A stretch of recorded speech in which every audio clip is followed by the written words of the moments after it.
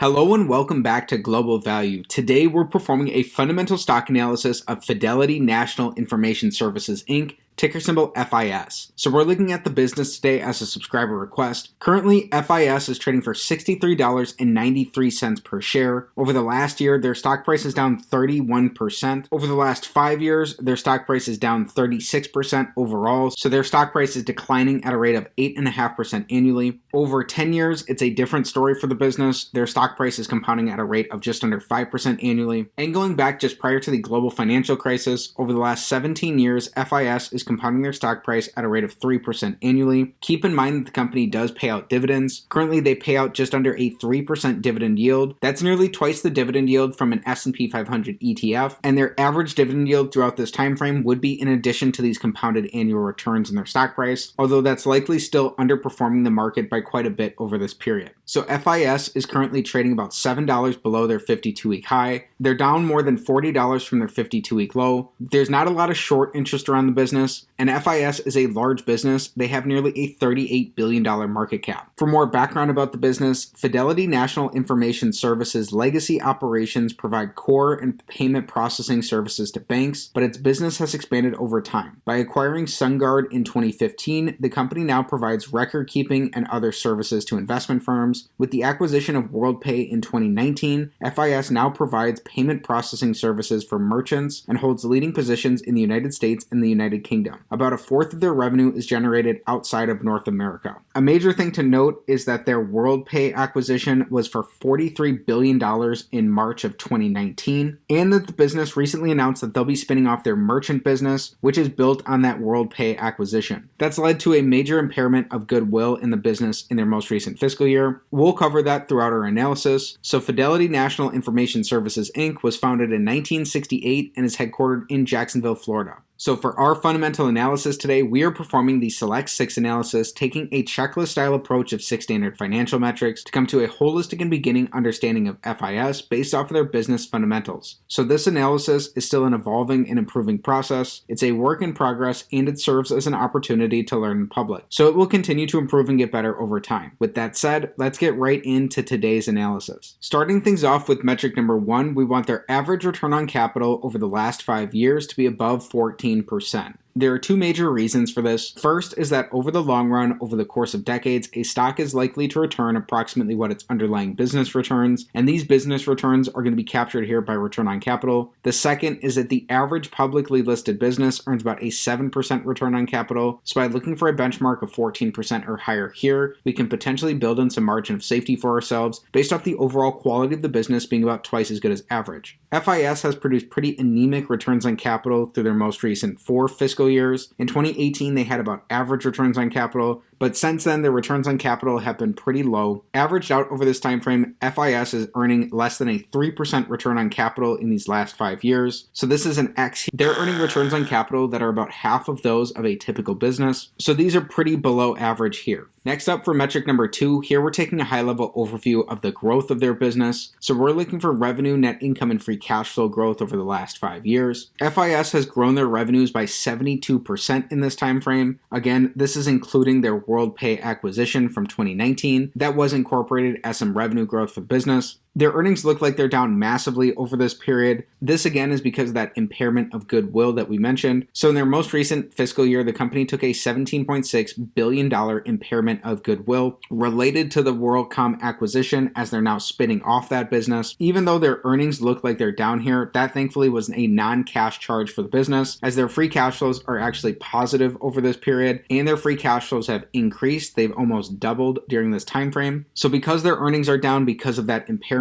this is going to be an X here on metric number 2. It is great to see that there's strong free cash flow and revenue growth in the business, especially that their free cash flows are up, because free cash flow is really the lifeblood of any business, and a business can use its free cash flows to pay dividends, reinvest back in the business, make acquisitions, buy back shares, or pay down debt. and ultimately a business's abilities to produce free cash flows now and until Judgment Day, discounted back by some reasonable interest rate, is what that business is going to be worth. Again though, because of this impairment, this is an X here on metric number 2. Next up for metric number 3, here we're taking the perspective of an individual shareholder in the business by looking at FIS on a per share basis. So we're looking for earnings per share growth over the last 5 years for the business. This metric looks pretty insane here as their current earnings per share are massively negative. Again, this has to do with their impairment of goodwill. Another major key consideration here to make note of is that the company did dilute shareholders by 82% for that acquisition of WorldPay. They issued a lot of shares to be able to make that, and that acquisition did not go well for the business, and it was not integrated into the core business going forward. So it seems like even if we were able to take out that impairment of goodwill, the business still massively diluted shareholders for that acquisition, and their earnings per share would be down here. So this is an X on metric number 3.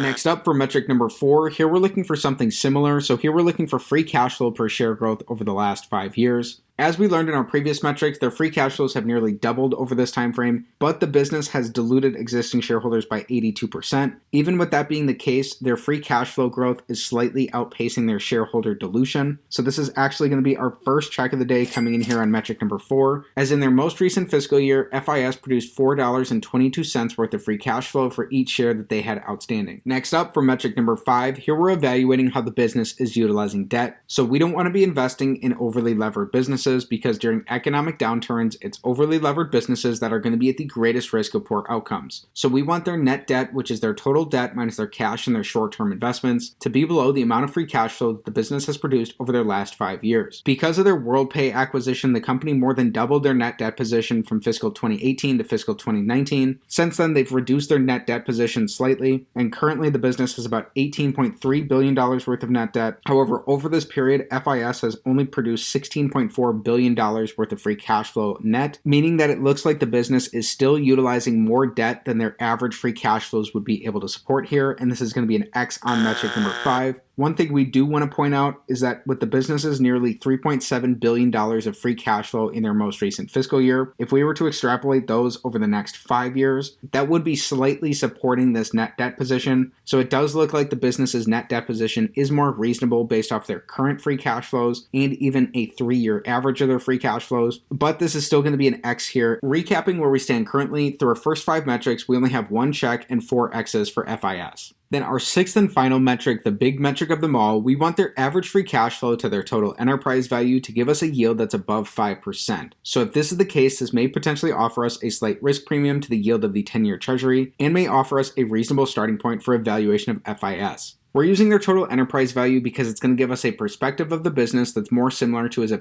FIS were a private company by taking into account both their market cap and their net debt position. So currently FIS has about a $56 billion total enterprise value, and we learned that in the last 5 fiscal years, the business has produced $16.4 billion worth of free cash flow, meaning that in an average year, the business produces about $3.3 billion worth of free cash flow. So when we divide their $3.3 billion of their average free cash flow by their $56.4 billion total enterprise value, that gives us about a 5.8% average free cash flow to enterprise value yield for FIS. So this is a check here on metric number 5, as it looks like the business may be offering a slight risk premium based off their average free cash flows.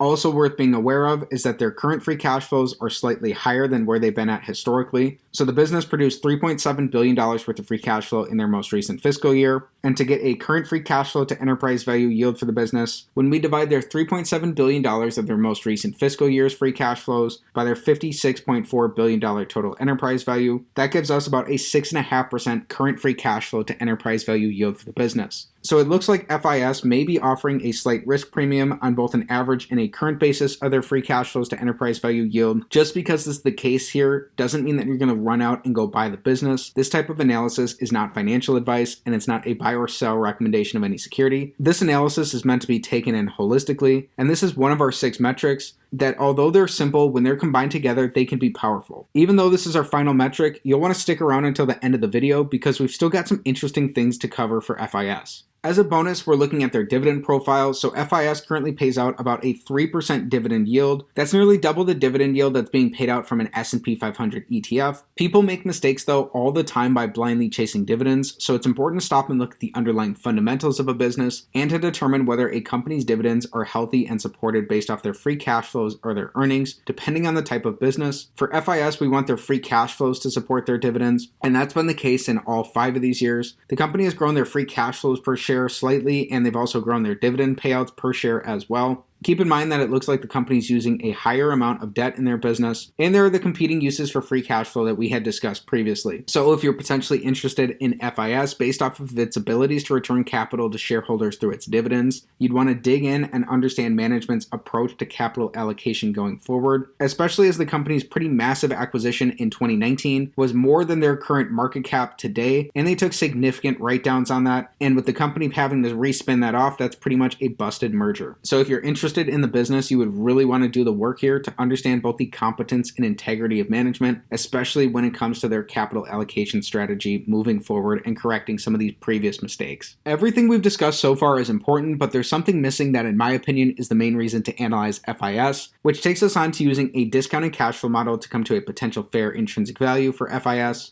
So a discounted cash flow model is based off the predictability of a business's free cash flows, and it's just like any other model in any other discipline. Its outputs are going to be sensitive to its inputs. So here we're starting with the company's current free cash flows and using historical growth assumptions for how the business has grown these free cash flows dating back all the way till 2000 in order to project these out into the future. It's up to you to do your own homework here to determine whether or not these historical growth assumptions are going to be accurate and applicable going forward for FIS in order to give us this baseline projected estimate of the business. If we assume that their free cash flows grow at a rate of 4% annually for the next 10 years, and then that growth rate declines to about 3% annually for the 10 years out after that, and if we were ideally seeking a 15% rate of return from FIS, which is the rate of return that Warren Buffett is looking for from his investments, in addition to his margin of safety requirements, based off the dynamics of the industry that a company operates in, as well as its competitive positioning within that industry, and whether it truly possesses a durable competitive advantage or not, then it looks like from today's valuations of FIS that a reasonably fair intrinsic value for the business is around $34 per share. So that's down significantly from their current stock price, and that's about $20 below their 52-week low. Please keep in mind some caveats here is one, we would not be doubly counting their dividends, so their 3% dividend yield would be included in this 15% rate of return. Also, FIS has not had the most predictable free cash flows in its past, and with the recent acquisitions and then spin-off activity surrounding the business, their free cash flows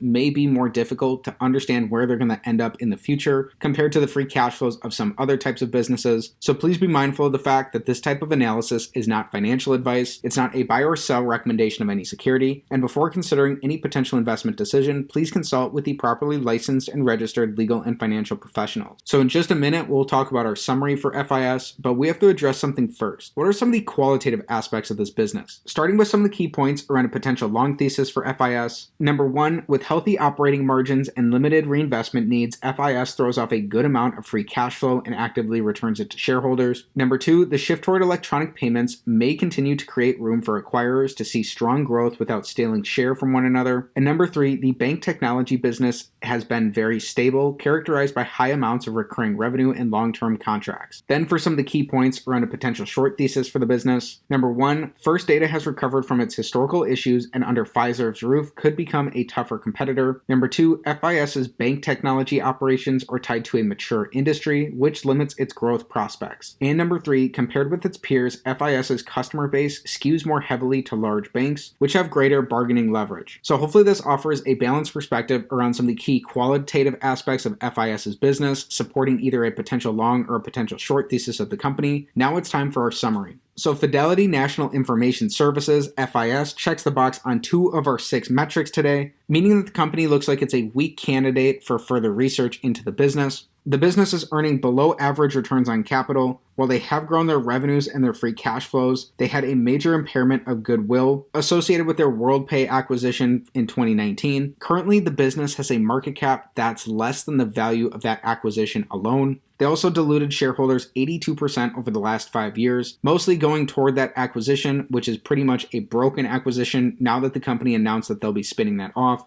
The company also looks like it's using a bit too much debt based off of their historical abilities to produce free cash flows, although it does look like their current free cash flows, if we were to extrapolate those into the future, would be able to support their debt loads. Even with some of these potential concerns, it does look like at today's valuations of the business, that both on a current and an average basis are their free cash flows, that may offer a potentially attractive risk premium to the yield of the 10-year treasury. Also, when we looked at their dividend profile, it looks like their dividend has been healthy and supported in all 5 of these years based off their free cash flows, and they've been increasing their dividend throughout this time frame. Finally, performing a discounted cash flow analysis of FIS, if you've done the work and you believe that those historical growth assumptions are going to be accurate and applicable going forward to give us a baseline projected estimate for the business, and you are ideally seeking a 15% rate of return from the company, then it looks like at today's valuations of the business, that a reasonable fair intrinsic value for the company is right around $34 per share. That's about $30 below their current stock price, so their current stock price would be almost cut in half if that were to be the case. Keep in mind that there are reasons why that may not be accurate for the business, so it's worth reiterating that this type of analysis is not financial advice, it's not a buy or sell recommendation of any security, and before considering any potential investment decision, please consult with your financial advisor. This analysis instead serves as a beginning and holistic understanding to help you determine whether it's worth your time and energy to dig in and learn more about FIS. So with that said, that's it